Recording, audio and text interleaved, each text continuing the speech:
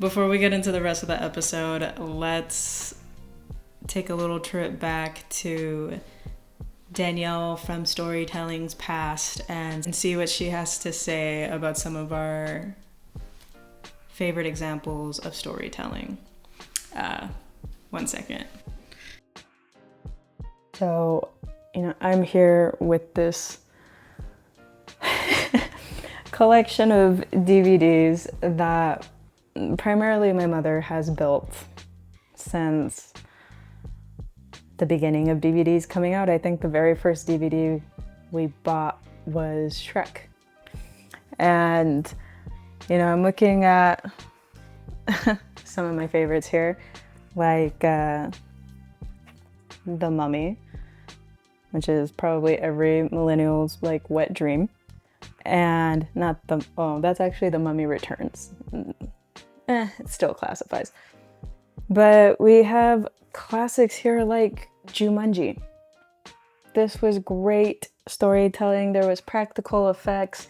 There was just a really cool ass story.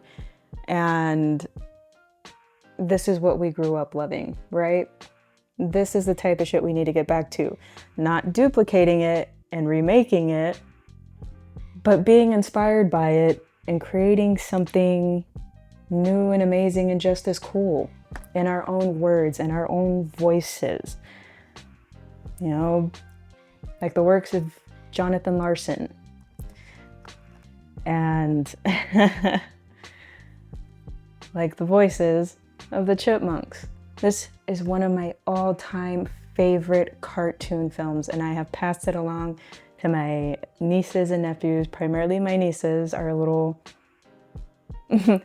songbirds and just love any classic vintage cartoons that I bring forth to them, which I love.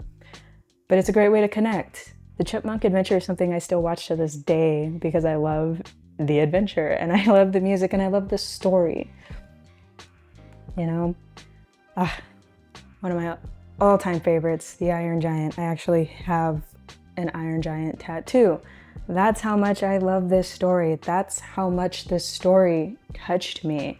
I loved the representation of this Iron Giant being a vessel and learning what humanity is, which is something very much needed in the world right now. But I can tell you right here, a movie that made me fall in love with storytelling. Titanic. Definitely not an age-appropriate movie. When did this come out?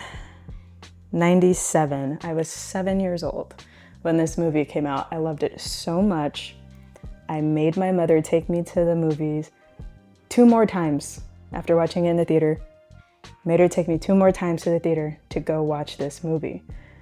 And it just changed my life. It wasn't about the actors in it or their pretty faces. It was the story. It was the practical set. It was the music, the original music going along with the movie. It was a dedication to blending real life events with a fictional telling of a love story, right? So many people love Titanic, and it is a cinematic masterpiece because it is, although talking about an unfortunate historical event, it is also an original film. And it just did so many things that we don't do anymore today. And that's why it stood out so much. Wasn't the repetition of Jack and Rose's names being said 50 million times over and over. It was the story, the adventure, the connection, the historical accuracies. It was just a well-rounded film. And I want to tap more into historical works of film and why they stood out. And yeah, I'm going to take you guys along with me. But in the meantime, I would like to ask more of you, What is a movie that made you fall in love with storytelling? What was it that put, your butt back in the seat to go and venture off and watch more movies?